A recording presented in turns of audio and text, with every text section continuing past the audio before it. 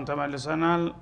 አላህ Subhanahu Wa Ta'ala እንግዲህ በእነዚህ አያቶች በማህበራዊ ጉዳይ በተለይም በቤተሰብ ዙሪያ በፍቅርም በጥልም ጊዜ ማድረግ የሚገባንን ነገር እየነገረና እያስተማረን ስለሆነ በሚገባ ልንከታተል ይገባል። መነሻ ነጥቦችን አንኳር ጉዳዮችን ነው የሚያስቀምጠው። ዝርዝሩ ያው በሐዲስ እና በፍቅህ ኪታቦች በሰፊው ተነግሯል። فإذا بلغنا أجلهن እነዚህ የተፈቱና እዳ በመቁጠር ላይ የሚገኙ የሆኑ ሴቶች ያንን እዳቸውን ለማጠናቀቅ በሚቃረቡ ጊዜ ይላል። በስርዓቱ ፈታሃት ቤት አስቀምጠህ እየቀለብክ ታቆያት በኋላ ስታገባድድና ሰሞኑን ያው ልጨርስ ነው የሚባልበት ደረጃ ላይ በሚደርሱ ጊዜ ይላል አስብበት። فامسكوهن بمعروف እሷ ጋራ መታረቅና መቀጠል የምትፈልጉ ከሆናችሁ ሁለታችሁም ያን ጊዜ እናንተ ወንዶች በህጋዊ መንገድ በስርዓቱ ያዟቸው። ሳያመልጧችሁ በፊት እዳው ሳይጠናቀቅ በፊት የተወሰኑ ቀናቶች ሲቀር በቃ እኔ ሐሳቤን ቀይሬያለሁ መልሼሻለሁ በል፣ ሽማግሌም ሳታስቸግር ማለት ነው። እና ይሄንም የምታረገው ቢልማዕሩፍ እሷን ለማጉላላት ሳይሆን በስርዓቱና በአግባቡ አላህ በሚወደው መንገድ ትዳራችንን እንቀጥላለን ብለህ የምታምን ከሆነ ሳታመልጥህ ወዳውኑ የረጃውን እርምጃ ውሰድ ማለት ነው። አው ፋሪቁሁን ቢማዕሩፍ ቆርጦላችሁ አልቆላችሁ ከሆነ ደግሞ ራሳችሁን ገምግማችሁ አንፋለግም የሚል ድምዳሜ ላይ ከደረሳችሁ ደግሞ አሁንም በስርዓቱ ተለያዩ። ስለዚህ መለያየትም መታረቅም በስርዓት መሆን አለበት ነው የሚለው አላህ Subhanahu Wa Ta'ala። ሁለቱንም ቢልማዕሩፍ አለው። ሰው አይደላችሁም እንደ አውሬ አይደለም እኮ የሰው ልጅ። ጥሉንም በስርዓት ማስተናገድ መቻል አለበት፣ ፍቅሩንም እንደዛው በስርዓት እንጂ ስትወድ ሁሉን ነገር ሜዳ ማድረግ፣ ስትጠላ ሁሉን ነገር አውሬ ማድረግ አይገባም። እና አላህ ስርዓት አስቀምጧል። የሁላችሁም መብትና ግዴታ ጠብቃችሁ እዳቸው ለመጨረስ በሚቃረቡ ጊዜ ያለ ግርግር በቀላሉ እኛ ወላሂ የዛ ጊዜ ሰይጣን ጣልቃ ገብቶ እንደዛ አጋጨን እንጂ እና ሁላችንም እንሰበበት ብዬ ነው እንጂ ዝም ብዬ የሰነበትኩት እኔ አንቺን ልለቅሽ አልፈልግም መልሼሻለሁኝ ትላታለህ። እሷም ነድማ ይሆናል እሺ ትላለች ማለት ነው በቀላሉ ሰይጣን ሳይገባ። ከዛ ትቀጥላላችሁ። ደግሞ ሁላችሁም ቆርጦላችሁና ማትማለሱ መሆናችሁን ካመናችሁ የዛ ጊዜ ደግሞ በስርዓቱ የሷም ክብር መብቷ ሳይነካ የሆነ ያልሆነ ነገር ሳትለጥፍና እድሏን ሳታበላሽባት በክብር እንዳመጣት በክብር መሸኘት አለብህ ይላል። አንዳንድ ሰዎች ምቀኞች ናቸው። ሚስቱን ያው ሲጠቀምባት ከኖረ በኋላ ሲፈታት ሌላ እድል እንዲያታገኝ የሆነ ያልሆነ ስም የማጥፋት ዘመቻ ይከፈታል። ሷኮ እንደዚህ ናት የሆነ ያልሆነ ነገር ያስወራ ያጥላላታል ማለት ነው። ለምን ፈታት እንዳይባል የራሱን ድክመት ለመሸፈን ወንጀል ያሸክማታል። የዛ ጊዜ ሶመጣ እድሏ ይበላሻል ማለት ነው። ወሬ ከቤት ከወጣ ያው አካባቢውን ነው የሚመርዘው። ስለዚህ እቺ ልጅ አንተ ብትፈታት ሌላ እድል ለማግኘት መመቻቸት አለባት። ማትፈልጋት ከሆነ የሚፈልጋት ታገኛለች። መንገድ እንዳዘጋና ችግር እንዳትፈጥርባት በስርዓቱ አሰናብታት። ሁቁቁህን መህርህን አልከፈልክ እንደሆነ አላህን ፈርተ መህርህን ክፈል። ቃል የገባህላን ነገር ካለ ስጣት። እንዲሁም አቅም ካለ ደግሞ ቃል ባትገባም በተጨማሪ ሙትዓ የሚባል ነገር አለ፣ መሸኛ የሞራል ካሳ የሚባሉትን ነገሮች አድርገህ በጥሩ ተከባብረህ ቤተሰቦችም ጋራ ፍቅራችሁ ሳይነካ ያው አላህ ሰላልሻው ነው እንጂ እናንተና እኛ ዘመድንን ብላችሁ በአግባቡ መሸኘት መቻል አለባችሁ እንጂ እኔ ለቅያታለሁኝና ካሁን በኋላ ያው ጥንብርኩስ ማረግ አለብኝ ታልክ እኔ ጋር ነው የምትጣላው ተጠንቀቅ ይላል አላህ Subhanahu Wa Ta'ala። ያን ሁሉ ባለማወቅ ሁላችሁም የምታውቁትና የምታውቁት ውጥንቅጥ ነው ያለው። ትናንትና እንዳውም ብዙ ጊዜ ቤተሰብ ሳይፈቅድ ሁላችሁም ተፋለግን ማን ነው የሚያገባው በእኛ ህይወት ምናምን ተብሎ ይናፈስና በሚቀጥለው ወር ደግሞ መደባደብ ይመጣል ማለት ነው። ከዛ በኋላ እስከ ዘለቄታው ደግሞ እንዳይነሱ እሷም በምትችለው እሱም በሚችለው ስም የማጥፋቱ ዘመቻ ይከፈታል ማለት ነው። ይሄ አኺራን ጭምር የሚያጠፋ ነገር ነው። የሰው መብት የሰው ክብር መነካት የለበትም። ከፈለካት በስርዓቱ ያዛት፣ ካልፈለካት ደግሞ በስርዓት በክብር ሸኛት ነው የሚለው አላህ Subhanahu Wa Ta'ala። ይሄ የጌታ ትእዛዝ ነው እና እሷን ወደርናትም ጠላናትም እኛ የጌታን ትእዛዝ ማክበር ግድ ይሆናል ማለት ነው። አው ፋሪቁሁነ ቢማዕሩፍ ከፈለጋችሁ ያዟቸው ሳያመልጧቸው እዳው ሳይጠናቀቅ በፊት ከፈለጋችሁና ከወሰናችሁ ደግሞ በስርዓቱ ሸኟቸው ይላል። ወአሽዱ ዘወይ አድል ሚንኩም እንደገና ስትፈቷቸውም ሆነ ስትመልሷቸው ደግሞ ከናንተ ቢያንስ ሁለት ቀጥተኛ የሆኑ ተአማኝነት ያላቸው ሰዎች አስመስክሩ ይላል። በዚህ በጥል ዙሪያ ብዙ ጊዜ ችግሮች እየተስፋፉ ነው የሚሄዱት።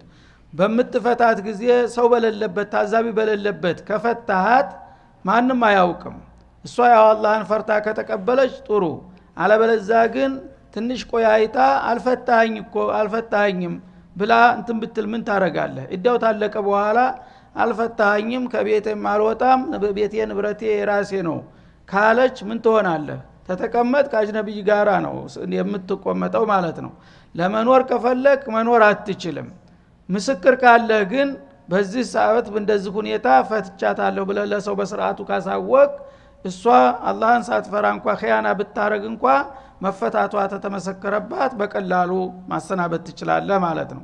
በአክስ ይሆናል ደግሞ አንዳንድ ጊዜ እሷ መፈታትን ትፈልጋለህ፣ አንተ ግን አትፈልግም። ግን በአንድ አጋጣሚ ፈታውሻል ከአንድ ቀን ሰው በሌለበት።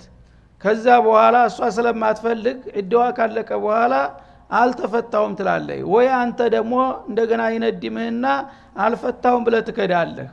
ስለዚህ ፍቹ ተፈቷል፣ እድዋ አልቋል። አሁን ኺያና ያደረገ ሰው በዚና እንኑር ማለት ነው ማለት ነው።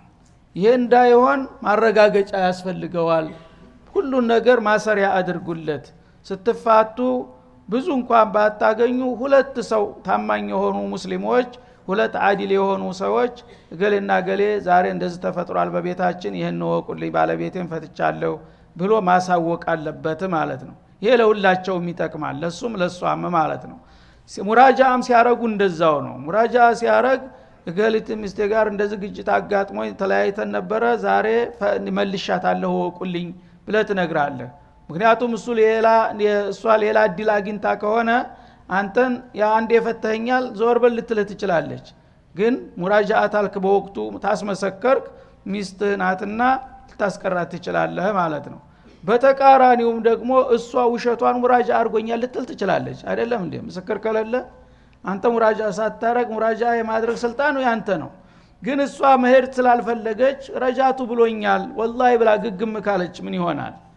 ያው በሐራም ልትኖር ነው ማለት ነው። ያ እንዳይሆን ስትፈቱም ስትመልሱም ዘወይ አድሊን አንድ ብቻም አይበቃም፣ ሁለት አድል የሆኑ ሰዎች ታማኝነት ያላቸው ታዋቂ ሰዎች አሳውቁ ይላል ማለት ነው። ወአቂሙ ሸሃደተ ሊላህ ምስክሮችም ደግሞ በፍችም ሆነ በጋብቻ ጊዜ ወይም በረጃ ጊዜ ምስክርነት ከተቀጠራችሁ እናንተ ደግሞ ለአላህ ብላችሁ የምስክርነት ቃላችሁን ማድረስ አለባችሁ፣ አማና ነው ይላል። መስካሪ ደግሞ ያንተ ዘመድ ስለሆነ የኔ ጓደኛ ስለሆነ አርሎ ማድረግ የለበትም። ሸሃዳ የአላህ ሐቅ ነው። ስለዚህ በአባትህም ላይ ቢሆን በወንድምህም ላይ ቢሆን በልጅህም ላይ ቢሆን የዚህ አይነት ምስክርነት ከምታቀውን ነገር ቀጥታ መመስከር አለብህ። ይህን ካደረግክ አንተ አኺራን ታጠፋለህ። ብዙ ጊዜ በዘመድ በወዳጅ የሰማውን ነገር እንዳልሰማ ሆኖ አድበስብሶ ገሌ ላይ እንደተመሰከረበታለሁ ብሎ የራሱን አኺራ ያጠፋል ሰው። ላ ምስክርነት ላይ እንደዚህ አይነት ቀልድ የለም። ወአቂሙ ሸሃደተ ሊላህ ላ ሊፉላን ወላ ሊዕላን ለገሌ የሚባል ነገር የለም። ምስክርነት ከተባለ በእናትህም በአባትህም በልጅህም በወንድምህም ላይ መመስከር መቻል አለብህ ሙስሊም እስከሆንክ ድረስ። ምክንያቱም አላህ ይቀድማልና ከሁሉም በፊት ማለት ነው። ምስክርነትን ካዛባህና ችግር ቀውስ ከፈጠርክ አንተን አላህ Subhanahu Wa Ta'ala በወንጀል ይዘሃል ማለት ነው። ذلكم يوعظ به من كان يؤمن بالله واليوم الآخر እና አሁን እነዚህ በጋብቻና በፍች በረጃ ዙራ የነገርኳችሁ ነገሮች በአላህና በመጨረሻ ቀን የሚያምኑ ሰዎች ሁሉ የሚመከሩና የሚመሩበት የሆነ ትልቅ ተግሳጽ ነው ይላል። እናንተ እንደቀላል ታውታላችሁ፣ ግን እነዚህን ነገሮች ማክበር በአላህ ዘንድ የኢማን መለኪያ ተደርጓል ማለት ነው። በአላህና በመጨረሻ ቀን የሚያምኑ ሰዎች ሁሉ አሁን የተነገሩትን ነጥቦች ማክበር ይጠበቅባቸዋል። ይህን ካላከበሩ ግን ኢማናቸው ራሱ አደጋ ላይ ይወድቃል ማለት ነው።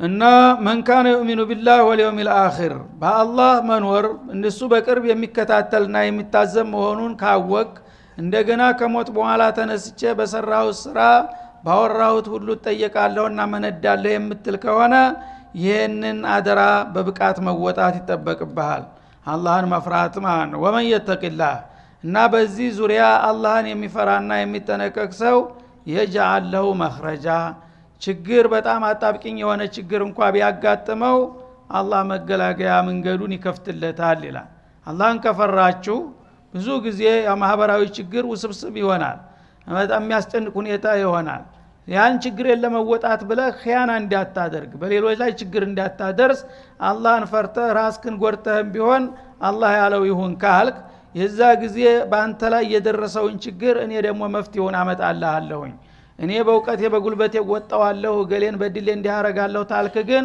እባስ አደጋ ውስጥ ትገባለህና አላህን መፍራት ነው ለችግሩ ሁሉ መፍትሄ የሚያመጣው ይላል ማለት ነው ወየርዙቁሁ እንዲሁም አላህን የፈራ ሰው አላህ ይመግበዋል ሚን ሐይቱ ላ ያህተሲብ ከማይጠብቀው ከማያስበው አቅጣጫ ብዙ ጊዜ ሰዎች ሲጣሉ ሁላቸውም ራስ ወዳድ በመሆን እሷም የማይገባትን ገንዘብ ለማግኘት ትፍጨረጨራለህ አንተም ደግሞ ለምን ትዘርፈኛለህ ብለህ ትከራከራለህ በጥቅም ዙሪያ ነው እንግዲህ ተካራው የሚሽከረከረው ማለት ነው ስለዚህ ለጥቅም ብላችሁ ለሲሳይ ብላችሁ ነው የምትናከሱት ይላል እስቲ ሁላችሁም አላህን ፍሩ የጎደለውን እኔን ከፈራችሁ የምትፈልጉትን የዚህን ሰውዬ ገንዘብ ማግኘት አለብኝ ማለትን ተይና አንተም ደግሞ የሷን በአምታትቼ ወንጅሌ እንደዚህ ካሳስከፍላታለሁ የሚለውን ተውና ጌታዬ መካሻ ይሰጠኛል ወደሚለውና ቶሎ ይሄን ካደረክ እኔ ከፍላለሁ የጎደለውን ይላል አላህ Subhanahu Wa Ta'ala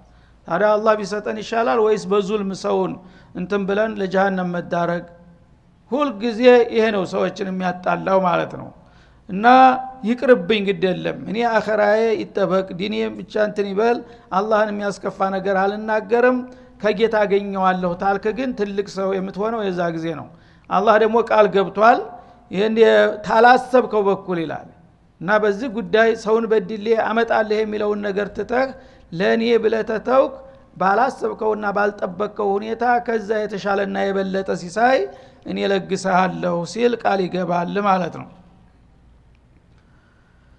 ወመን የተወከለ على الله በማንኛውም የህይወት የውጣ ውረድ በጌታው በአላህ የሚተማመንና የሚመካ የሆነ ሰው فهو حسبه በቂው አላህ ነው በእኔ የተመካ ሰው እኔ በቀዋለሁኝ ሁሉን ነገር እኔ ያስተካክልለታለሁ እያለ ነው አላህ Subhanahu Wa Ta'ala ان الله بالغ امره አላህ ደግሞ Subhanahu Wa Ta'ala ሁሉ ጊዜ ትእዛዙ ፈጻሚ የሆነ ጌታ ነው አላህ ይሆናል ያለውን ማንም አይገድበውም እኔ ወሳኝ ሆንኩኝ ጌታህ እኔ ላንተ የሚበጅህን አውቅልሃለሁኝና እኔ ጋራ ከተስማማ በፍቃዴ ከተመራህ እኔ ላንተ የሚገባህን ነገር በዱንያም ሆነ በአኸራ አሟላልሃለሁና በዚህ መልክ ብትሄዱ ነው የሚሻላችሁ ይላል قد جعل الله لكل شيء قدرا ለሁሉ ነገር አላህ መጠንና ወሰን አስቀምጦለታል ሁሉም ነገር አንተ ሰማይ ብትወጣ መሬት ብትገባ እኔ አልቀ ወሰንኩልህ ልታገኝ አትችልም እሷም እንደዛው የፈለገውን ብትፍጨረጨር አላህ ያልወሰነላትን ልታገኝ አትችልም ግን አላህን ከፈራችሁሳ አላህን በመፍራታችሁ አላህ ይደሰትና በአኺራም በዱንያም የተሻለ መካሻ ይሰጣችኋል ማለት ነው አለበለዛ አንዲ ሰው የፈለገውን ያህል ምስራቅ ምዕራብ ቢሮጥ አላህ ካልቀደረለት የሚያገኘው ነገር የለም አገኘሁት ያለውም ራሱ ባላሰበው መልክ ሊያመልጠው ይችላል ማለት ነው ስለዚህ ለማይሆን ነገር ዝም ብላችሁ እየተስገበገባችሁ ከጌታ ጋር ተጣልታችሁ የመጨረሻ እድላችሁን እንዳታጡ መጠንቀቅ አለባችሁ ይላል ማለት ነው ወላሂ ኢስነ ሚነል መሂድ አሁንም ስለ ሴቶች ጉዳይ ነውና የተነሳው በፍች ዙሪያ ተፍች በኋላ ደግሞ የሚከተሉ ስርዓቶች ይኖራሉ ስለነዛም እምንለው አለ ይላል ከሴቶቻችሁ እነዛ ያው ዒዳ መቁጠር አለባቸው አንድ ሴት ከተፈታይ በእስላም እንደተፈታይ ዘላ ሌላ ማግባት የለባትም ለምን ከመጀመሪያው ባል ጸንሳ ሊሆን ይችላል ለጋ ጽንስ ካለ ወዳ ወጣ ሄዳ ሌላ ካገባች ያ ልጅ የመጀመሪያው ሰውዬ መሆኑ ቆርጦ ላልሆነው ለሁለተኛው ይደረጋል ዘር ይበከላል ማለት ነው ለዛ ነው አላህ መጀመሪያ መጣራት አለበት የሚለው። ስለዚህ እነዚህ ሀይድ የሌላቸው ሴቶች በተለይ የበለጠ ጥንቃቄ ያስፈልጋል። የወር አበባ ያለባቸው ሴቶች በመካከል እድሜ አካባቢ ያሉት ማርገዝና አለማርገዛቸውን የሚለዩት የወር ደም በወቅቱ በመምጣቱ ነው ማለት ነው። በወቅቱ ከመጣላቸው ተላተተ ቁሩኢን እንዳለ ሱረቱል በቀራ ላይ 3 ወርሃዊ ደም መጨረስ አለባት ከተፈታች አንስታ። መጀመሪያ በጧሃራ ሁና ያለ ግንኙነት መፈታት አለበት ብለናል። ከዛ በኋላ ምናልባት ተጸንሶ እንደሆነ ከመጀመሪያው ብሎ ለማጣራት አንደኛ ዙር ደም ይመጣል፣ ያልቃል፣ ትታጠባለች። ሁለተኛ ይመጣል፣ እንደገና ትታጠባለች። ሶስተኛ ይመጣል፣ ሰላተቱ ቁሩ ማለት ሰላሰተ አጥሃር 3 ደም ጨርሳ ከተጣራ በኋላ ከዛ በኋላ እርግዝና አለ ማለት አይቻልም ማለት ነው። በአንደኛና በሁለተኛ ግን አንዳንድ ጊዜ የተቆራረጠ እርግዝና የተሰናከለ እርግዝና ይመጣል። ደም ይታይና እንደገና በመሐከል ይጠፋል። ያ ከሆነ መጣራት አለበት። እስከ 3 ድረስ ያስፈልገው ለዚህ ነው ማለት ነው። ስለዚህ ደም የሌላቸው ከሆነስ ይላል። ብዙ ጊዜ ዒዳ የምናቀው ሁላችንም ዒዳ ከተባለ 3 ወር ነው የምንለው። 3 ወርን ብቻ ነው የምናቀው። የዒዳ አቆጣጠር ግን ወደ 5 ዘርፍ አለው። ሰዎች አያውቁም። አንዷን ብቻ ነው የሚያውቁት። እና 3 ወር የሚባለው ከህፃንነት አልፋ እርጅና ያልገባች ለሆነችው አይደለም። በዚህ ክልል ያለች ሁልጊዜ በደም ነው የምትቆጥረው ማለት ነው። ያው አቅመ ሔዋን ከደረሰች ጀምሮ 50 ዓመት አካባቢ እስከምትደርስ በየወሩ ደም አለ፣ የጦቢዒ ነው። ያ ደም ያለባት ሴት ከሆነች ሁልጊዜ መቁጠር ያለባት በደም ነው። በደም ከሆነ ደሞ አንዳንድ ጊዜ ዘግይቶ ሊመጣ ይችላል፣ በወርም ሊመጣ ይችላል። ወር ጋራ መያያዝ የለበትም ማለት ነው። አንዳንድ ሴቶች 4 ወር 5 ወር ደም ሳያዩ የሚቆዩ አሉ። ግን 3 ወር ሆኖኛል ብላ ካገባች እደዋን ላይ ነው ያገባችው ማለት ነው። እና ደሙ ራሱ ነው የሚወስነው ማለት ነው። 2 ወር የሚወሰድ 3 ወር የሚወሰድ 3 ደም መጨረሷን ማረጋገጥ አለባት ማለት ነው። ግን ደም የሌለባት ከሆነችስ ህፃን ከሆነች አገራችን በተለምዶ ገና ህፃን ልጆች የ6 ዓመት የ7 ዓመት ልጆች ሁሉ ይዳሩ ነበር። እንደዛ ከሆኑ ያቺ ስትፈታ በደም ቁጥር የተባለ ደም የለባትም እንዴት ትቆጥራለች? እንደገና 50 ዓመት ወይም 40 ዓመት በላይ የሆነች አሮጊትም ደሟ ይቋረጣል። የዛ ጊዜ ነው 3 ወር የሚለው የሚመጣው በአማካይነት ማለት ነው። ምክንያቱም ደም ስለሌለባቸው በ3 ወር ይተካል ማለት ነው። እና ወላሂ የኢስነ ሚነል መሂድ ደማቸው የተቋረጠባቸው ሚን ኒሳኢኩም ከሴቶቻቸው እን ይርተብቱም በዒዳ አቆጣጠራቸው ከተጠራጠራችሁ ይላል። ማለት ያው ደም ያለባቸውን በ3 ደም አስሩላቸው ስላችሁ ደም የሌለባቸውስ የሚል አጠራጣሪ ጥያቄ ከተሰማችሁ ለነሱ ደግሞ ደም ያልጀመረችም ሆነ የጨረሰችው እሷ በምትፈታ ጊዜ 3 ወር ይሆናል። 3 ወር የሚባለው ለነዚህ ብቻ ነው፣ ደም ለሌለባቸው ማለት ነው።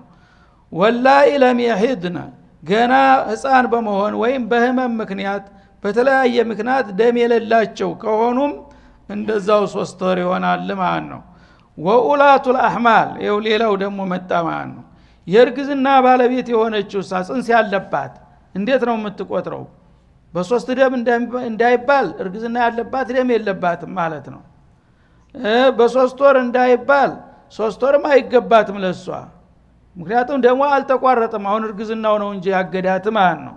እና የእርግዝና ባለቤት የሆኑት ደግሞ አጀሉሁን የነሱ የመቁጠሪያ ቀጠሮ ዕለታቸው አንየضعن حملهن ጽንሳቸውን መውለድ ይሆናል ማለት ነው። እርጉዝ ሴት ተፈታይ ከተፈታሽ ፍቹ ይወርዳል። ግን ዒዳው አያልቅም እስከመቼ ልጇ እስከምትወልድ ድረስ ማለት ነው። ሊረዝምም ሊያጥርም ይችላል ማለት ነው። መጀመሪያው ወር ላይ ከሆነ እስከ 9 ወር ልትጠብቅ ትችላለች። ጽንስ ያለባት ዒዳው አያልቅም ማለት ነው። በአጋጣሚ ደግሞ 9ኛ ወር መጨረሻ ላይ ከሆነ የተፈታችው ወዳው ትወልዳለች፣ ወዳው ያልቅል፣ ከሁሉም ያጥራል ማለት ነው። አንዳንድ ጊዜ በጣም ይረዝምባታል፣ አንዳንድ ጊዜ ጽንሱ ነው የሚያዘው ማለት ነው። ስለዚህ ጽንስ ያለባቸው አጀሉሁን ዒደቱሁን እነሱ የሚቆጥሩት አየዱዕና ሐምለሁን በወዳቸው ያለውን ጽንስ በመውለዳቸው ነው። አሁን ፈታት በሚቀጥለው ሰዓት ልትወልድ ትችላለች። ወዳው በአንድ ቀን ተፈታ በአንድ ቀን ዒዳዋ ሊያልቅ ይችላል ማለት ነው። ይሄን ሁሉ የምናውቀው ስንቶቻችንን ተፈታች በቃ 3 ወር ተጠብቅ ነው የምትለው ሁሉ ጊዜ ማለት ነው። አንየቷና ሐምለውና ወመን የተቂላህ እነዚህን ሁሉ ስርዓቶች ማወቅና መጠንቀቅ አላህን ከመፍራት መለኪያ ነውና አላህን የሚፈራ ሰው የጃለሁ ሚን አምሪሂ ዩስራ በጉዳዩ ሁሉ አላህ የተሻለ ቀላል የሆነ መፍትሄ ይሰጠዋል ማለት ነው። አንተ አላህን ከፈራህ ለሚያጋጥሙ ችግሮች ሁሉ አላህ ደግሞ ቀላል ነገር የሆኑ መፍትሄዎች ይሰጣል ማለት ነው። ራስህ ግን ተንኮለኛ ከሆንክና ሌሎችን ለመበደል የምታደባ ከሆንክ ለጊዜው ሰው ልትበድል ትችላለህ፣ ግን ሳታውቅ አንተ ራስህን ነው የምትበድለው። አላህ ጋር እየተጣላህ አኺራህን እያጠፋህ ነውና ማለት ነው። ذلك امر الله ያሰምርበታል። አሁንም ያልኳችሁ ነገር በዒዳ ዙሪያ በተለያየ መልኩ እንዴት ዒዳ እንደሚቆጠርና እንደምታስቆጥሩ ነግሬያችኋለሁኝ። ደም የሌለባቸው ከሆኑ በ3 ወር፣ ደም ያለባቸው ከሆኑ በ3 ደም፣ ጽንስ ያለባቸው ከሆነ በጽንሳቸውን በመውለድ፣ የሞተባቸው ከሆኑ ደግሞ ሌላው ቦታ ደግሞ ያልፋል ታውን ቀደመ ማለት ነው። የሞተባቸው ከሆኑ ደግሞ 4 አሽሁሪን ወ10 ይልሃል ማለት ነው። የሞተባት ሴት ያው በፍቻ አይደለም የተለየችው ባሏ ስለሞተ ነው። የሷ ዒዳ የተለየ ነው። በ3 ደም አትቆጥርም፣ በ3 ወርም አትቆጥርም። ጽንስም የለባት እስከምትወልድ አትባልም። የሷ ደግሞ ሌላ ሆነ ማለት ነው። 4 ወር ከ10 ቀን የሞተባት ሴት 4 ወር ከ10 ቀን ሳትቀመጥ አያልቅላትም ማለት ነው።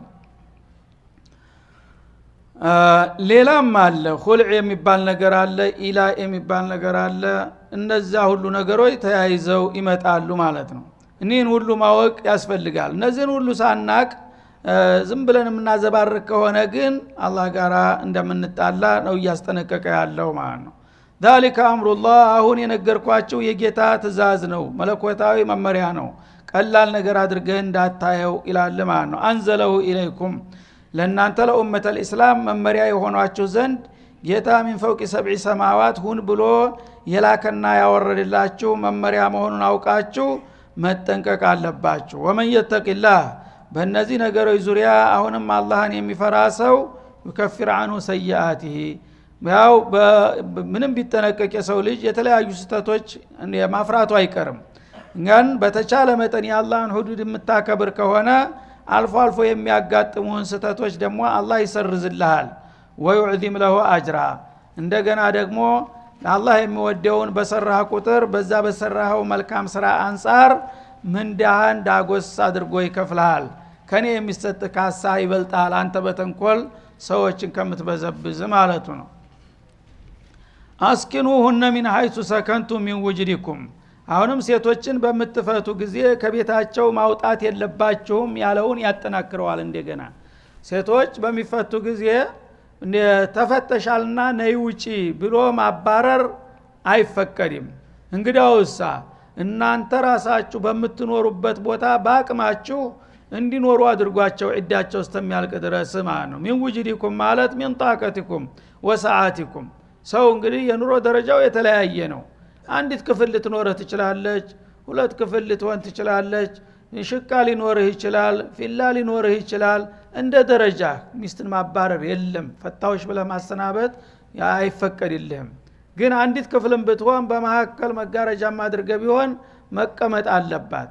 ደግሞ ሁን ብሎ ይሄን ነገር ያደረገው እንዲታረቁ ነው። ደግሞ ግፊት የሚያደርገው እንዲታረቁ።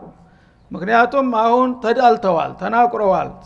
ስለተናደዱ ሁሉም አይንህላ ፈር እያለ ነው። ትንሽ ሲቆዩ ግን ይበርድላቸዋል። ራሳቸውን ሙራጃ ያደርጋሉ። አንድ ክፍል ነው ያሉት። ስለዚህ ትንሽ ቆይቶ ሁሉም ስሜታቸው ስለሚገፋፋቸው ሁሉም ያው መግባባት ይመጣል። ያ እንዲመጣ ነው። ወዳውኑ ሰይጣን እንደለኮሰብህ ውጭ ታልካት ግን በቃ ተለያያችሁ በቀላሉ ማለት ነው። ያ ነገር እንዲበርድና ወዳውኑ ሰው ሳይሰማ እርቁ እንዲፈጠር ይፈልጋል አላህ Subhanahu Wa Ta'ala። እንዳትወጣ የሚለው ለዚህ ነው ማለት ነው። አስኪኑሁነ ሚን ስለዚህ አንተ ክፍል የለኝም አትበል። ባለው ባንዱ ክፍል ተቀመጡ። ግዴ ሚስትህ እኮ ናት። እዳው አስተላለቀ ድረስ حرام አይደለም ትቀመጥ ነው የሚለው።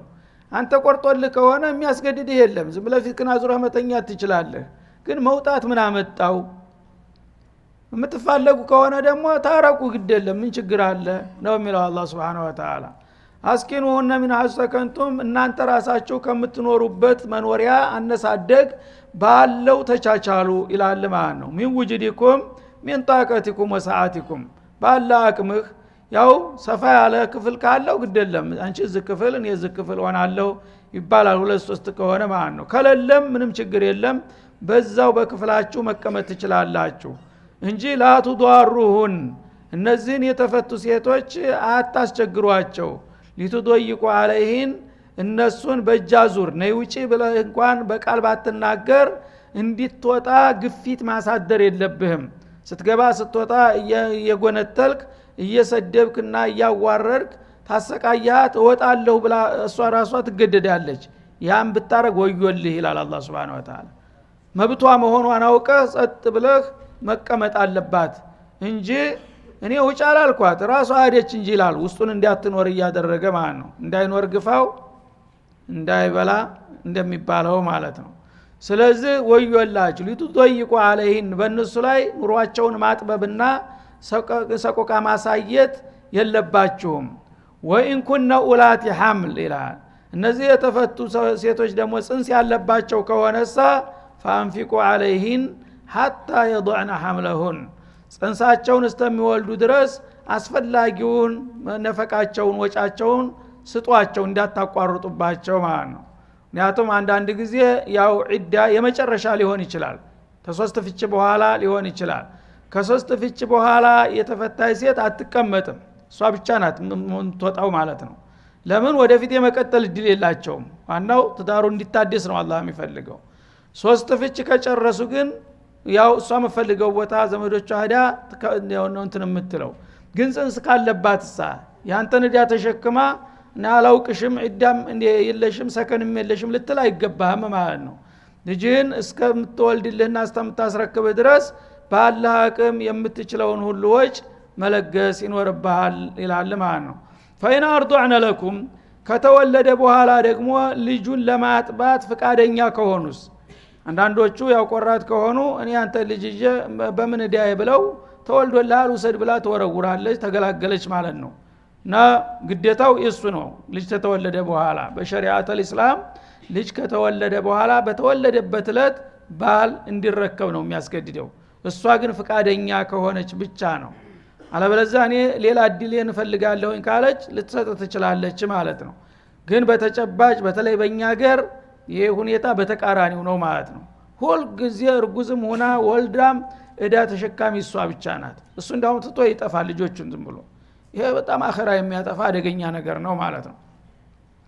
አንየضعن حملهن እና እርጉዛቸውን ጽንሳቸውን እስከሚወልዱ ድረስ ቀለባቸውን ለግሷቸው እንጂ ዕዳ የለብሽም መለስ እድል የለኝም ብለህ እንዳታቋርጥ ይላል። ፈኢን አርዱዕነ ለኩም ደግሞ ታጠቡላችሁ ፈአቱሁነ ኡጁረሁን የገዛ ልጅሽን ነው ወደሽ ማለት የለብህም እና ግዴታው ያንተ ነው። አንተ ካጠባችልህ ልክ ለሌላ ሙግዚት የምትከፍለውን ያህል እንደ ደረጃ ሀብታም ከሆንክ በሀብታምነትህ መካከለኛም ዝቅተኛም ተሆንክ ባላቅምህ ለነዛ ልጅ ለሚያሳድጉና ለሚያጠቡላችሁ የተፈቱ ሴቶች ቀለባቸውን አልባሳታቸውን መቀጠል መቻል አለባችሁ ይላል ማለት ነው። ይሄን ሁሉ መብት ይሰጣል እስላም። ግን የፈረደበት እስላም ይሄን ሁሉ እያደረገ እስላም ሴትን ይበድላል ይላል። የየትኛው ዓለም ስርዓት ነው እንኳን ለተፈታቸው ላለችው እንደዚህ የሚከራከርላት? የትኛው ምስራቅ ነው ምዕራብ ነው ለተፈታይ ሴት እንግዲህ ለሷ ቀለቧል ለልጇ ለምን ከቤት እንኳን እንዳታባረራት የሚለው ማን ነው? የለም ነተሐዳሁም። ግን በተቃራኒው ሆነ ማለት ነው። ፋቱሁነ ኡጁረሁነ ወረታቸውን ክፈሏቸው። የገዛ ልጅሽን ነውና ያጠባሽው ብትፈልጊያት ቢባትፈይን ምን አገባኝ ማለት አትችልም። ግዴታው ያንተ ነውና ልጅህን ባጠባሽ ቁጥር መክፈል አለብህ ግዴታ ይላል አላህ Subhanahu Wa Ta'ala። ይሄን ሲባል ደግሞ አንቺ ደግሞ ዋጋውን እንዳታነሪና ችግር እንዳትፈጥሪ ይላል። ወእተሚሩ በይነኩም ቢማዕሩፍ ሁለታችሁም በጸባይ ተመካከሩ። አንቺም አቅሙን ታቂያለሽ ልጁን ያጠባዋለሁ ሌላ ሰው ባዕድ ዘንድ ቢሄር ልጁም ይጎዳል አንተም አትጨነቅ ምንም ችግር የለውም የቻልከውን ትሰጠኛለህ ስትል እሱም ደግሞ በቅንነት ጀዛኪላህ ኸይር እኔም በመችለው ማቀሲር ብላችሁ መመካከርና መግባባት አለባችሁ። እና ፈኢንታ አሰርቱም ግን ይህች ገንዘብ የምትባል ነገር ስትመጣ ሁል ጊዜ አንዱ በሌላው ላይ ማፍጠጥና ማንጓጠጥ ያለ ነውና በዚህ ላይ ብትጨካከኑ ይላል። እሷም አንዳንድ ጊዜ ስግብግብ ተሆንና የገዛ ልጇን ለማጥባት የማይቻል ነገር ትጠይቃለች ማለት ነው። ሌላ ተራ ሙግዚቶች ብትቀጥር በቀላሉ ሊያጠቡልህ የሚችሉትን እኔ እናት ነኝና ለልጅህ እኔ ስለሆንኩኝ የበለጠ የምጠቅመው እኔ ደግሞ ዳጎስ ያለ ማግኘት አለብኝ እንደ ባዕድ ሙግዚት ነው እንደምታረገኝ ትላለች። ሌላው 1000 ከሆነ የሚጠይቀው እኔ 2000 ማግኘት አለብኝ ትላለች። ቢልአክስ እሷ እናት ናት እኮ የራሷን ድርሻ ለልጇ ማረግ ሲገባት ግን መደራደሪያ ታረገዋለች ማለት ነው። 2000 ካልሰጣይ ንክች አላረገውም እያለች ትዝትበታለች። እሱ ደግሞ አይችልም ምስኪን ነው። 2000 አይሞላም ደሞዙ ከየታምቶ ነው ለሷ 2000 የሚሰጠው። ይሄ ከሆነ ፈኢን ተአሰርቱም ፈሰቱርዲዑ ለሁ ኡኽራ አላህ እና ተተጨካከናችሁ እማትግባቡ ከሆናችሁ ሌላዋ ማዕቁል የሆነ ዋጋ የምትጠይቀው ታጠባለታለ። ምስጋና ይንሳሻል አላህ Subhanahu Wa Ta'ala። መግባባት አለብሽ በአቅሙ ልክ ጠይቂው። እምቢ ብለሽ ግን የምታንሪ ከሆነ ሂጂ ያው እሱ ደግሞ የባሰባቸው ችግረኞች በጥሩ ዋጋ ሊያገኝ ይችላል በማለት አሁን ደግሞ ለወንዱ መከራከር ጀመረ ማለት ነው። ምክንያቱም ማንኛውም ወገን እንዲጎዳ አይፈልግም አላህ Subhanahu Wa Ta'ala። ስለዚህ እሷም ልጇ እስከሆነ ድረስ ሲሆን እኔ በልጄ ዋጋ አልጠይቅም ግደለም አላህ እኔ በሰጠኝ እኔ ራሴን እረዳለሁኝ ካልሆነ ደግሞ ግደለም እንረዳዳ እኔ ማጠባዋለሁ አንተ የምትችለውን ደጉም ከተባለ ለልጁም የሚጠቅመው ይሄ ነው ለእናንተም የሚበጀው ይሄ ነው። ካልሆነና ከተጨካከናችሁ ታቅመ በላይ ዳ ተቆለለችብህ ግን እሷን ተዋትና ለሌላ ሙግዚት ስጥ። የዛ ጊዜ አንተም ልጅህን ማጥባት ትችላለህ እሷም ወደ ፈለገችው ትሄድ ይላል ማለት ነው። هذا وصلى الله وسلم على النبي وعلى اله وصحبه